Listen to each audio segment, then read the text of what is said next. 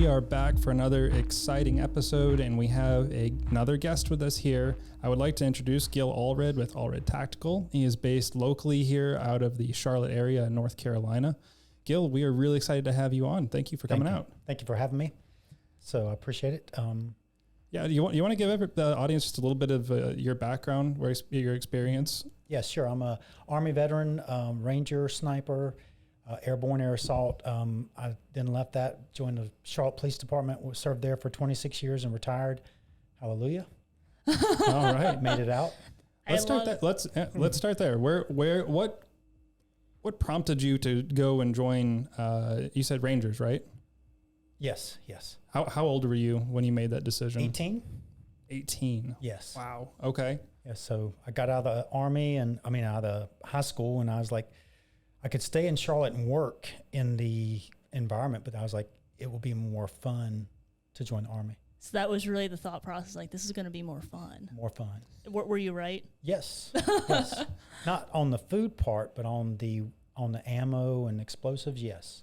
More than you could carry. Sure. But no food. No, there's no good food in the Army. Okay, so you can't count on the Army for good food. But I feel like with you, like, gave us your bio in like 10 seconds. I was like, there is so much packed in there. That's a lot to unpack. There's I know. A lot more, yeah.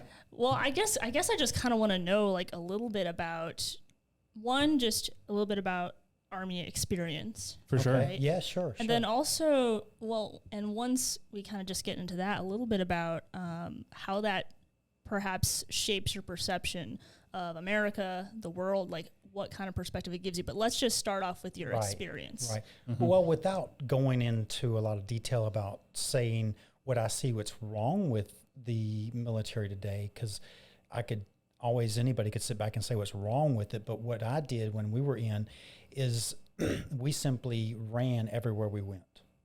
There was no walking. There was no such thing as walking. So if you're walking, you're wasting time. And if you're walking, you have time to do push-ups. Okay. Right? So everything you do is done at a faster pace because we do, and we don't talk about it, we do. Mm-hmm. We don't act like we're going to do something. We're in the process of doing something. So were you in active, like, combat situations? Like, yes. Because I know there's different areas of the Army and just different branches of the military. I know there's the Air Force, which I've heard is joked to be called the Chair Force. Right.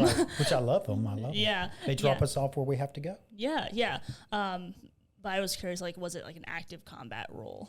Right. Like my unit went down to Panama before Panama went off, if you will. Mm-hmm. What I mean by that, Panama, in the 80s, late 80s, there was Operation Just Cause, where Just Cause is because we went in to capture Noriega from his drug abuse and drug running and smuggling and things like that in the United States. He's still in federal prison in Florida. If he hasn't passed yet, he's been in there since the 80s when he was captured.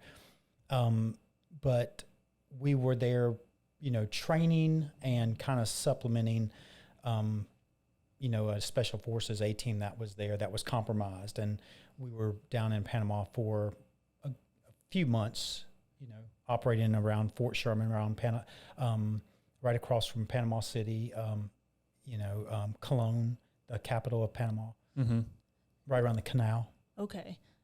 And you were there for a few months, you said? Yes. And then what other areas? Yeah. Was there any tours that you went on? No, I was going to go into, and I would have to extend. I'd have to re-enlist for the Army, and I was ready to do that. I thought I was, and then the Lord spoke to me and said, no, you're not going to be a killer for Uncle Sam. You're going to be a soldier for me. Mm-hmm. And you can't really argue with that. You have to say, like, yes, sir. Yeah. Right? Especially in the Army, your regards to giving an order are, yes, sir, even if it hurts, right? Sometimes it hurts. So you kind of wanted to do. Yeah. Did you grow up Christian or believing God, or was that something you found along the way in the military career? That's a good question. It was a long walk. I was saved as a young child by God, but do you really know what that's about as a young child? So as I grew up, I kind of knew that I was saved as a teenager, and then went to the Army and like knew that I was saved, but at the same time, I'm like, am I really living like it? Mm-hmm. Right? That we all ask ourselves that question, because some of the times what you're doing is not always salvation, right? But that's when, you realize like I'm getting shot at and I'm not getting hit. Mm-hmm. And it's so close. It's got to be God's hand, not mine, right? And so then, you transition that into your hometown of Charlotte, and you find yourself getting shot at in your hometown. Mm. And then you're like, that's so close. It actually comes through the car at you, and you're like, wow. So it really has to be the Lord. And then you run into people on the street, like, without going into too much detail, because I don't want to scare people, but you run into like what I would say is a demon-possessed person on the street that wants to kill you. And they look at you in the eyes, and they look at you with their full body wanting to fight, going through those motions of wanting to get into a fight. And you just talk to them calmly, and you basically reassure them that if they step into that realm, we use all the weapons that we have, and it's not going to turn out good on their behalf. Right. And, I've witnessed people, and I've had believers, police officers that are believers with me, and they're like, I cannot believe what I just saw with my own eyes. Mm-hmm. This person wanted to fight, and you basically called them out and talked them down from it, Wow. So it's a lot to really swallow that Christ is with you. Yeah, and you obviously you get to experience it a lot firsthand. I mean, probably with being in the Army, and then also being a police officer for some time. Right. But in the Army, I mean, did you ever have like these just surreal moments where you're like, did that just happen, or what am I doing? Like, I mean, I don't want to, without getting into too much detail, with whatever you're comfortable with about what that kind of looked like for you. Like, what were maybe one of those experiences that you had? Well, two that I'll talk about briefly, because they might not come across well, but you come along a scene where there was a battle there. You have soldiers that are dead, burning flesh, things that you never forget. You can even still today, I can still smell it. Right. If that gives you some ideas. And, that kind of transfers into the police department when you see accidents, you see plane crashes, you see the worst of mankind. And then you still smell, like from a house fire, you still smell burning flesh. Those things are brought back to life for you. So that affects you and it never goes away from you. So you have that. There was another instance I was going to talk about, but just with a hand grenade going off, and then it wasn't really close enough, but just because of the trajectory of the shrapnel, I caught a piece of shrapnel in my neck, and just that burning, searing smell and your flesh, burning, you kind of throw that off of you. You're kind of scratching yourself saying, get off of me. And you realize like, wow, that's serious. Yeah. So things like that, Now, did you find in particular, like, I guess with people that were in the Army, did you ever notice that there was a lot of issues with PTSD? Was that something you struggled with? Was that something you saw your fellow soldiers struggle with? Definitely a lot of soldiers struggle with it. I think that I've seen a lot of abuse of alcohol. Okay. And alcohol is legal, but it can be abused, obviously. Drinking and driving, you can kill somebody, you can kill yourself. So I do see a lot of abuses in that. I've seen that in law enforcement, in police officers. I've seen that in military especially. And it's hard for all of us to deal with. Like, none of us know how we're going to deal with having to kill somebody, if you ever have to kill somebody. And thank God I've never had to kill anybody. I've been closer than I can guarantee you most people have ever been, because I've been pulling the trigger, watching the hammer come back.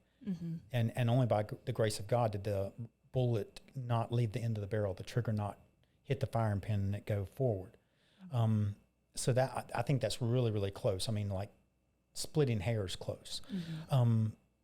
So that gives me, pause, because I don't want to kill anybody. I don't want to hurt anybody, but I'm definitely not passive where I would sit by and watch somebody be injured and not do something about it. Mm-hmm.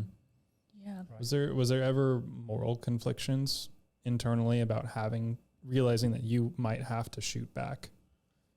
No. Actually, when I was young, I was very happy to say that we'll just kill them all and let God sort them out.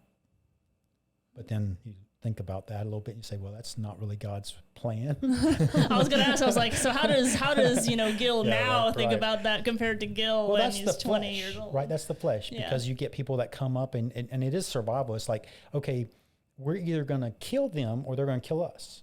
And we don't want to be killed. So we better, one, train and act like we're not going to be killed. And it better be real, or we're going to train and act like we're going to be dead and we're going to die. So, for instance, like when I say that, everybody in my unit that I was in my military unit with, everyone with the breeze passed the physical test. The physical test was just a joke to us because we would all do our push-ups and sit-ups. That was a 2-minute requirement in under a minute. And we would maximize. Is this for the PT police test. force or? No, for the military. For the military. So Okay. When I got to the police force, their PT test was a joke. So we run like 8 miles, and you run 8 miles, and I'm like, we could do this backwards in the time you give us, right? Because we were 18. I was like 22 at the time, and so you do physical exercise 7 days a week. There's no break, and even when you're off, you work out because you're training. Yeah. And you have to really train to say that if I'm going to be in hand-to-hand, I've got to be better. If I'm going to be, you got to be mentally stronger. You have to be physically stronger. You have to be willing to say that no matter where I'm at, even if I can't go another step, I'm going to go another step. Yeah. Right? And it transfers into the body. So you transfer and say like, okay, if I get shot once, am I going to stop? No. If I get shot 100 times, if I can still move forward, I'm going to still move forward. Yeah. Right? Yeah. Well, I don't know. I might get on a bit of a tangent here because as you were talking, you were just kind of talking about like physical fitness in general. And so, you've been in the Army, you've been in the police force, and I've seen some statistics going around. It's like we have so many people in America now that are unfortunately too overweight to even try to be a police officer, much less be in the Army or in the military. I guess I just kind of want to hear your perspective on that. Like, as a country, we're so like physically unable like to do anything. And so I just kind of wanted to hear your thoughts on that. Well, I think from what I've seen, not that I was around before we had grocery stores, but I knew of not having grocery stores from my parents, from my grandparents. And now that we have grocery stores, and then we've come past that to processed foods, it's very convenient to stop and get fast food. Right. And when you eat fast food, you're eating processed foods. It's not healthy for you. It's got contaminants in it. It has things that will make your body not function as it's supposed to function. And that's a different road to go down, but that's just the facts there. So you look at like health, then especially as I'm getting older, I'm like, I can't eat that stuff anymore because I've had enough of it in my lifetime where I'm like, my body's screaming, saying like, don't do that anymore. Right. Enough. Yeah, right. No mas, right? So, yes. Yeah, so, I mean, I've learned the hard way over the years, like, don't drink soda every day. Don't have sweet tea every day. I'm a Southern boy. Sweet tea is water. You love sweet tea. Right. Oh, come on. Water for you, syrup for everybody up north. Right. So that's how it is for me with sweet tea. So I had to just stop drinking that. And not that I can't have tea, but like I'll switch it to something better, oolong tea with no sugar. So oolong is better for you, organic. Well, it's kind of like a balance. It has to be a balance. And not that you can balance it, say, I've been good so I can have this bad stuff. There's some things of my body that I just cannot partake of. Sure. Yeah. No, without going in all the evil details. All the, yes. Yeah. No, I think it is a balance thing. Because I feel like there's a lot of like they call it body positivity, the movement of if you're like morbidly obese. So the key word is morbid, right? Yeah. Which means you're deadly. You're in a deadly zone that if you continue, we don't see a ton of morbidly obese people make it to a certain age because it causes problems. It does. And it's nobody just likes to talk about that. And nobody wants to wake up and look in the mirror and say, look, I'm way overweight. Nobody likes that. We No. got to admit that. None of us want to do that. So it's always a struggle every day to make that right choice. And that's where we can talk about the other aspect of this physical stuff is really about discipline. That was the exact word. I was like, it's Right. discipline, because I look at you and I'm like, okay, you know, I'm not trying to toot your horn and make you feel No, so right, good, right. Gil, but you know, maybe a little bit so we get some good answers from you. You know, I'm just messing, Right. but you know, you have to be disciplined to be in the Army. Like, I can already tell you're more disciplined than I am. I don't need to think too long on that. You're more disciplined, and then being a police officer, okay, you're still keeping a level of discipline. It probably wasn't the same as the Army, I imagine, but probably close. But that's a good key word, is discipline. It's something that I feel like our generation lacks pretty significantly. Oh, I would agree. And it's funny because you mentioned, you know, your parents knowing a time before there was grocery stores, and obviously you don't know that as well, but then you know a world without cell phones and without computers in everybody's house. And I vaguely know the world because it was not like prominent at all when I was a kid. Like, the first time people started walking around with cell phones was amazing, because before that it was Palm Pilots and pagers, which was just different back then. But with all of this technology that's come along to save time, people still can't find the time to, you know, shop for healthy food, shop organic, make their own meals instead of stopping and grabbing fast food. But then, you know, moving over to what we're talking about just now, discipline, the cell phones, the technology has become such a source of a distraction that I think that is probably one of the predominant factors in why our generation just doesn't have that discipline. Like, you know, what did a normal day with the Rangers look like for you for training? Work all night, Mm-hmm. maybe get 2 hours of sleep in the morning after the battle, and then move all day. And then if you could move all day, sometimes you have to get down. It depends on the mission. And then you're moving all night long. So you're basically moving fast, and you're moving towards as a Ranger, you're moving towards a battle. Right. You know, so you're going to be ones that are taking it straight to the enemy and as hard and as fast as you can. Mm-hmm. So it's that concept. But the other concept that I like is, as I was in my unit, I was not in a Ranger battalion. I was a Ranger qualified, and the Army guys would know what that is. And in my unit, I'm a sniper, so I get to sit back off of the battle, if you will, Right. and control the way the battle runs, because I get to take out the problems that arise in battle. You know, that could be the radio, that could be command, that could be weapons, that could be, you know, tanks. You just you know, think about those things that could cause problems for your soldiers, and then we try to stop those things before they happen. So you were in a position basically to oversee, we'll say, the arena, or where the battle was taking place. Right. And you're not only looking out for your comrades, but you're also feeding information into whoever your target or your enemy movements were. Right. Yes. And then in my unit there was, and in most of the units, there's not just me, not just one. There's several. Okay. Which makes our job easier, and it makes us more effective. Would they be positioned with you or different locations? Different locations, yeah. So then you would not know. And then if you got compromised, then you had cover at least to get you out of the area. Mm-hmm. And usually a sniper, for instance, is not going to shoot from the same place twice. Right. Usually. But sometimes, you know, situations dictate what you do. Yeah, depending on the environment, whatever it might be, to make that shot harder to find where it came from. Right. Yeah. But like with technology nowadays, when you're having everything triangulate your shot, so they know exactly where you are, you're definitely going to have to shoot fast and move. So we talked a little bit about just your past, and I think one of the things that we just kind of point out just in this conversation is just this idea of discipline that we kind of have. You know, we talked about, okay, you know, there's people that are, you know, a little bit overweight, or they're not taking care of their bodies the way that they should.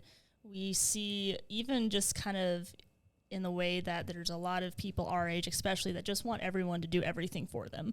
Like, you see that with like, okay, I'm going to take out a ton of student loans and I just want it to be forgiven, and not have to worry about the consequences of my own decisions. Now, as an Army guy, and just as a believer too, and just kind of putting those experiences together, what are some of your concerns about America now with the way our young people are thinking? Like, what do you think is the issue? Well, for me, being at my age and being a believer, in the church for years, we were concerned about the destruction of the family in America. Mm-hmm. And now we're past that. The family has been destroyed except in the church. Do you really think, I'm just going to push back a little bit, because we have our divorce rate at 50% in the church. Yes. So do you feel That's like not the the culture... church. Okay, so no, go into it. Tell me. So what do you mean? I want to harp on that 50% rate one a little bit, because that's, from reading up on it, what they did was took the rate of marriage, so couples that were getting married one year, and then they got that rate by comparing it to the divorces that year. That's not the same as following the couples that got married that year and seeing how long their marriage lasts. So the divorce rate being 50% is a misnomer. It's actually quite a bit less than that. And it's especially less in the church. And I would hope it would be less in the church. But even if it's not, let's just say arguably it's 50-50. And it's the same in the church as it is in the world. It should not be that way. And that's where, like, we go back to looking at Adam and Eve. Here's where I take it all the way back to Adam and Eve. And Adam was passive with Eve and did not tell her not to eat the fruit. And that was his mission. And man's failure is passivity. Women's failure is taking the initiative, when men should be leading the initiative, right? Biblically, not just being a man and say, well, I get to make the rules. So biblically, we have to resist passivity. That's what I teach my boys. If you sense that you're being passive, don't do that anymore. Be assertive, but be righteously assertive, not overbearing, because we're equally created, right? My wife is not my lesser half. She's my better half, right? So it's not that I am assertive and overthrow her because of my assertiveness. But she knows that I'm going to resist passivity if at all costs. I'm going to resist passivity and make a decision. And then I teach my boys the same thing, because we have to not be Adam, right? We have to be the second Adam, which is Christ, and that's the assertive one. And then our wives need to know that their job, even though they want to and they're fully capable of doing it and leading, it's not their position to lead. It's the man's position to lead. Not saying that women can't do it. Women can do it, but men need to do it, right? And men need to learn how to do it righteously. And that takes practice, right? It's not something that you're going to just pick up and say, oh, I got this, right? Well, yeah. I mean, and there's one thing that you said, you taught your boys, right? Yes. That's a part of That's the family. Part of the problem. Yeah. That's why I said, like, the family structure being destroyed out in the world when you're not in Christ, you're not in the church, then that's the problem. Then you have no teaching going on by the father, and then you have whatever the divorce rate is, then you have fathers that are not real fathers, and then the family's been split up, so then you have problems there with the family being broken down. And then you've got the other thing, like the pride parades that scream no fathers, right? Or the scream or no two mothers. fathers. Yeah, or two fathers. Or too many, right? Yeah. Yeah, so if everybody's listening to me and then both are being assertive, then there's going to be a battle, right? So you can't have that. That's not natural. Romans 1. I think you even see kind of the battle between men and women on not just like in the marriage, because we know that's just going to be a thing that happens in marriage. The two are going to go against each other, but like we kind of see it.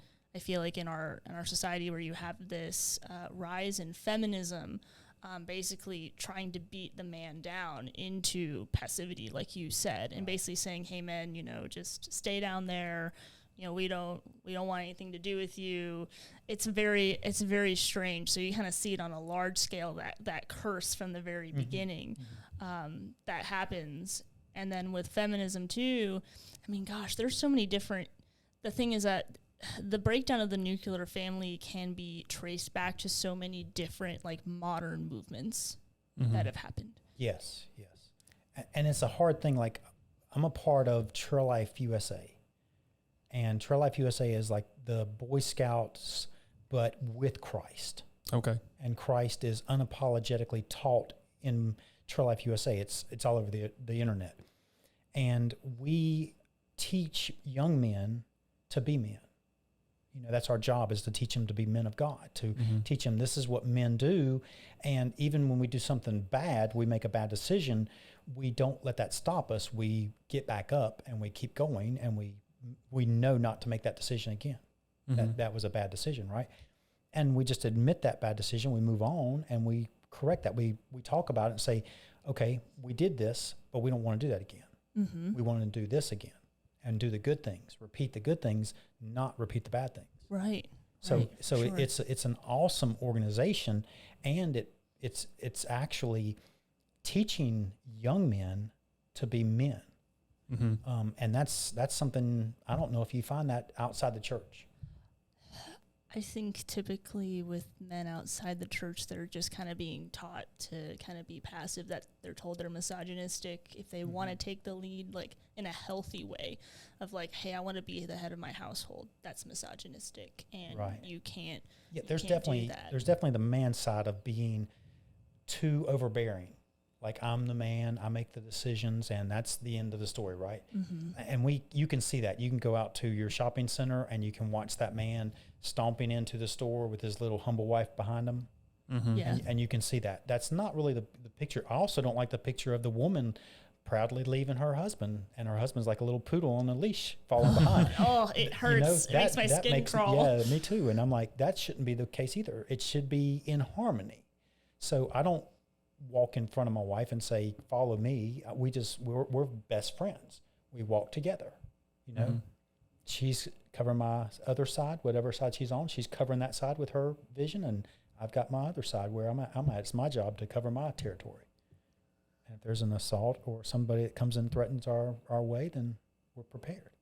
Yeah, you're the first offense, but that means you're also the first one that's, well, you're putting your life on the line at that point. Right. She can just scream and say somebody's coming. Yeah. I just think it's cute though that you guys like, we both have our eyes go in different directions, and that's fun. But I have to ask the question very straight up. How do we make men manly again? Like, if you were to like give just not an encouraging speech, but to give a little advice, how do we get out of this mess that we're in with men not leading, and then women don't want to be mothers anymore? They don't want to embrace any of those roles. What would you say to help men be manlier? Well, men to get out of the house, right? To get up away from the TV, to take your son, even your daughter, and to do something. I go outdoors and I love camping. My boys love camping. I think my boys love camping because I taught them the love of camping. So whatever a father has that he can teach his boys and his daughter to love is a good thing, whether it be sports or pickleball or or camping, right? Whatever it is, just be good at it. And you don't have to be an expert at it. You just have to know where you're at and start and move out. And then you maybe find an organization like Boy Scouts or like Trail Life, you know, that can help you be better at what you want to do. And what I do that for as a father is because I'm saying I'm raising my kids. I want my kids to remember that we had good times with our father.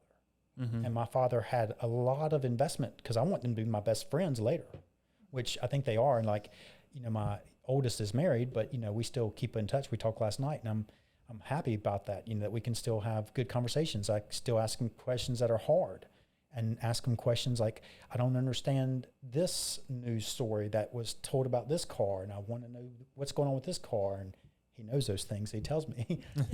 It's fun. Okay. We were talking about the passive nature that a lot of the men have taken on, and at least in the internet slang, you're usually getting referred to as betas and cucks who just kind of roll over for everybody. How much of that, or what do you think is contributing to that passive lifestyle, that passive temperament of men these days.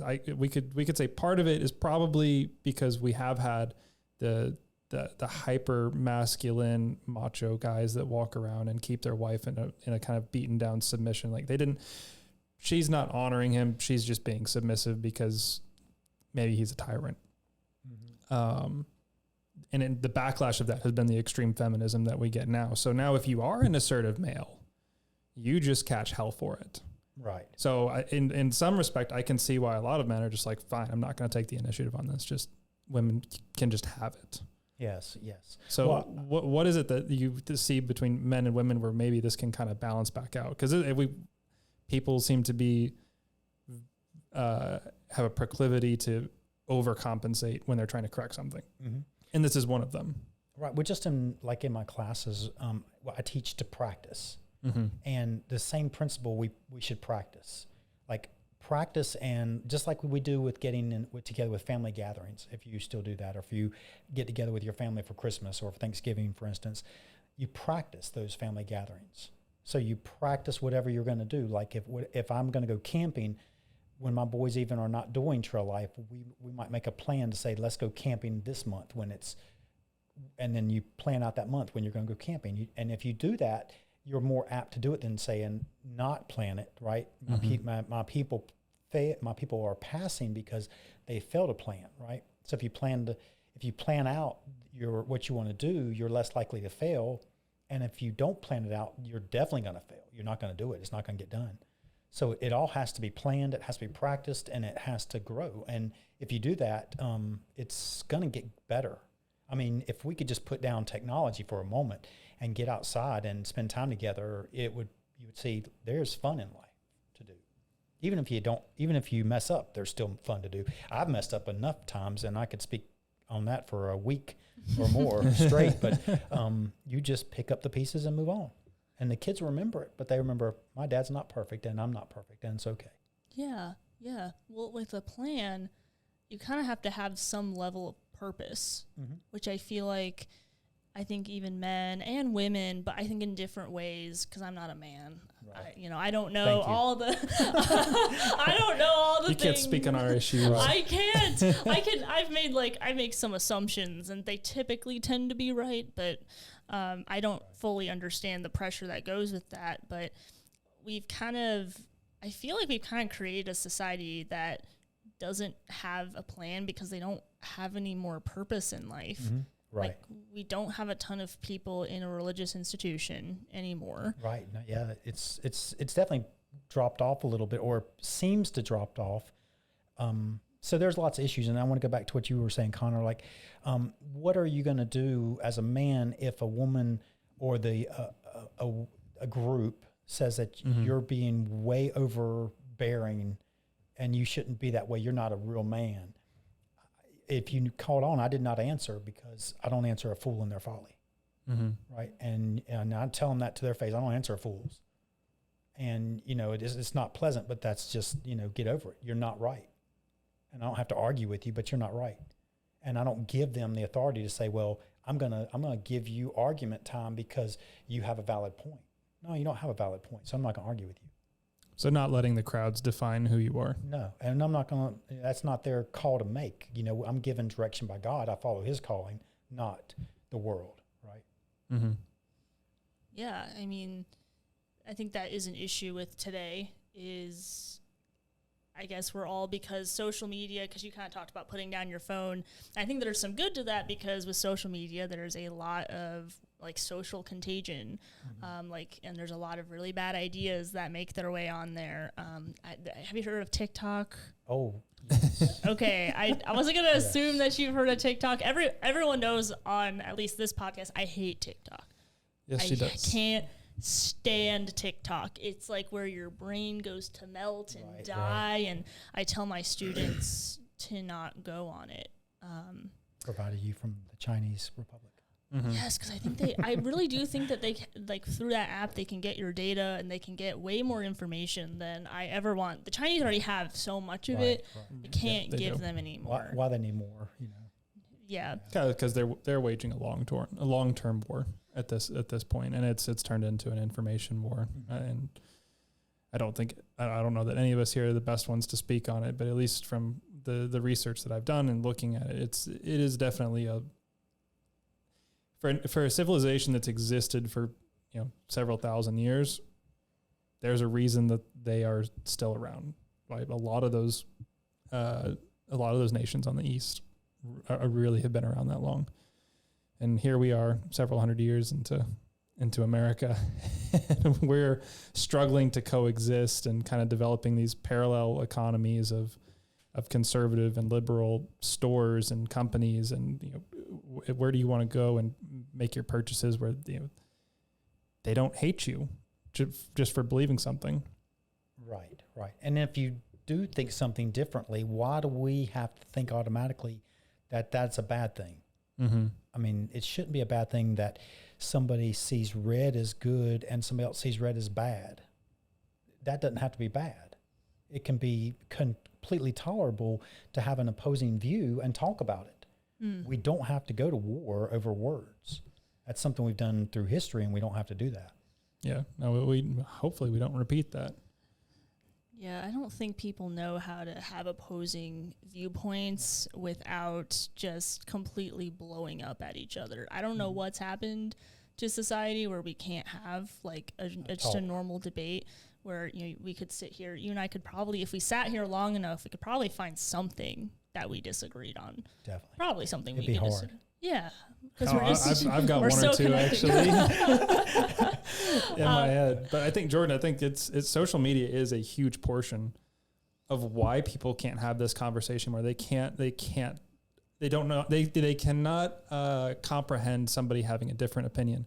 Because what social media did, and this worked best for the platform, was to just kind of put you in your what they term an echo chamber, where everybody's posts that you see tend to agree on you. Several years ago, there was a post that was going around on Facebook that was telling you where to go in your settings to find out like the labels that Facebook assigned to you. And I get into the settings and I find that they have labeled me as a young male conservative outdoorsman, yada yada, video games. Like they had a pretty decent descriptor on me, and that was used to target ads. But ultimately at this point, it seems to be that it also changes your newsfeed. And that became something really difficult for me. Plus, you have the option. It doesn't have to be Facebook that does this, or Twitter, any of them. You have the option to take people off of your newsfeed so you don't see their content anymore. So maybe I'm more on the left side of things, and I keep seeing Gil posting these conservative conceal carry classes with Allred Tactical, and it's like, I don't want to see that anymore, and they take it off. And somebody else posts something, and they take that off, and they take that off, and it just pretty soon they only have people that agree with them. So it's just a shock factor when you meet somebody that has a completely different view on the world than yours, and maybe it makes sense to them, but you can't make sense of it. And I think with as fragile as our new generations seem to be, that is just causing a mental crack in just how they see the world. Right. Like if we had opposing views in here now, it'd be like we cannot even have a conversation because everybody loses their cool and nobody can talk rationally about the opposing view. And that's just not right. It would be like if you were in school and one year you're the ugly duckling and the next year you're in the in crowd. If we allow this to prosper in America, sooner or later this popular vote that we've got currently is going to change, and it's going to become an unpopular vote. And when that happens, those people are still going to be mad, and then other people are going to be happy. So we really have to allow our government to operate the way it was designed to operate, and that's not to pass any illegitimate bills or laws that are not voted on at the right time by the right people.